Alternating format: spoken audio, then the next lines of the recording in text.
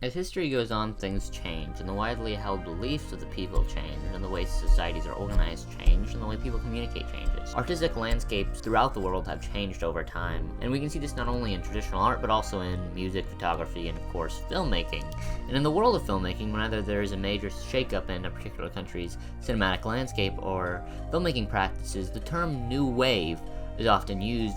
In film, the term's most associated with the so-called French New Wave, which may be the originator of the term. Around the world, other similar movements would begin to co-opt this New Wave terminology throughout the years. The topic of today's video, the Thai New Wave.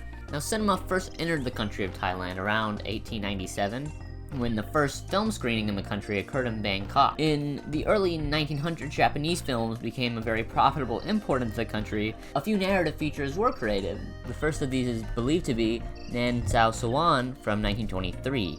The rest of the 1920s and 1930s would see an era of rapid innovation in Thai film. And when the Second World War began, this period ended. And after World War II, film production in the country began to ramp up again. However, there had been so much innovation overseas in America that these films just couldn't compare. This was up until the late 90s when several independent creatives decided to take matters into their own hands and revitalize the film industry by making well-made films that both reflected Thai culture while still being interesting and challenging from a story perspective, and while being up to snuff with films produced in foreign countries. These two filmmakers were nonzee nimibutr and Pen-ek Ratanaruang, and they released Dang Burley and the Young Gangsters and Fun Bar Karaoke, respectively. These young filmmakers were trying to prove that Thai-produced films had legs to stand on, and they did, with Dang Burley and the Young Gangsters doing extraordinarily well at the Thai box office, and his next film, Nang Nak, would end up being the highest-grossing film ever in the country at the time. These filmmakers were proving that they had legs to stand on locally, but what about internationally? Well, Fun Bar Karaoke was a part of the selection at the 1997 Berlin Film Festival, and Dang Burley and the Young Gangsters was a part of the selection at the Vancouver International Film Festival. Neither of these films were huge hits overseas, but they did prove that Thai films certainly had the abilities to make waves in other countries. The first of these filmmakers would be Wisit Sensanatiang with his film Tears of the Black Tiger, which would end up being featured at the Cannes Film Festival in the year 2000, where it would be a big hit with audiences and critics despite it kind of being a flop in its home country. It would become the first ever of the New Wave to secure international distribution. However, it would be from Miramax, Harvey Weinstein's company, who are notorious for scooping up foreign films that did well at film festivals and completely butchering the endings to make them more palatable. If their Americanized endings didn't screen well, they would just scrap the film entirely and put it in a vault never to be seen again. So, unfortunately, it would not see a second life in international markets. The New Wave would not slow down. However, it would start to change forms in a way. Also in the year 2000, another film would be screened. The movie, Mysterious Object at Noon, would be quite unique for Thai cinema, as well as cinema as a whole, with the film being an extremely experimental concept, recruiting Thai locals from all across the country to collectively improvise a story through narration, with each person building off of what the last person said. And then, once all was said and done, the story was reenacted with actual actors. This storytelling device is one that had really never been done before and hasn't really been done since. And because of the movie's experimental and surrealist elements, it flew under the radar in Thailand, with the mainstream audiences failing to connect with it. Mysterious Object at Noon would be very well received at many film festivals, with critics praising its surrealist nature and experimental content.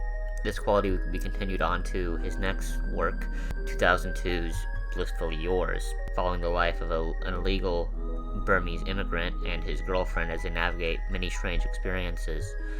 And the film would be so strange, experimental, and cutting edge that it would actually be heavily censored in Thailand, mostly due to its heavy sexual content. But internationally, it was again lauded for its incredibly unique and trained style and original voice, which blends surrealist arthouse storytelling and Thai culture and folklore. The film would go to Cannes, where it would win the Uncertain Regard Prize, and this win brought more eyes not only to him, but to the whole of Thai cinema. Pimpaka would be the first of many women directors to break into the scene with their 2003 film, One Night Husband. Sayu, directed by Konje Jachirarasamy and Kiat Songsanat, would be notable for its unique style and rather taboo and abrasive subject matter. Aditya Assarat would create Wonderful Town, which would be lauded for their unique and experimental style. Anocha Suwichakornpong would be notable for her film Mundane History, which was notable for just how starkly depressing and abrasive it was. Out of all the new wave films released around this time, the most wide-reaching, even to this day, would have to be from apichatpong weerasethakul with his film Tropical Malady. Garner international success, even winning the jury prize at Cannes. Today, the film's still well received and remembered, Sight and Sound ranking it 95 in their 2002 Greatest Films of All Time poll. The movie is also notable for its homosexual themes, which were beginning to become a very prevalent part of Thai New Wave. The movement itself never really went away. In fact, you could say it's more popular than ever. The New Wave in Thailand didn't really have any concrete rules. Despite people's attempt to define what it is, I don't think you can, because it came out of a craving for independently made cinema. Inherently Thai stories that weren't restricted by the Thai studio system or the need to make money. As cinema became a more accessible art form in the digital era, so too did the ability for young Thai filmmakers to make movies. Filmmakers like Nawapol, Thamrongrattanarit, with his films Die Tomorrow, 36, and Marry is Happy, Anucha Boonyawatana with her films The Blue Hour and Manila, Phuttiphong Aroonpheng with his 2018 film Manta, Puangsoi Aksornsawang with her 2018 film Aksornsawang, Thamrongrattanarit with his films Vanishing Point and Anatomy of a Time, and young Thai filmmakers telling incredibly engaging and interesting and groundbreaking stories in new and original ways. They just managed to fit right in with the classic Thai New Wave filmmakers from the late 90s and early 2000s, many of whom are still making movies.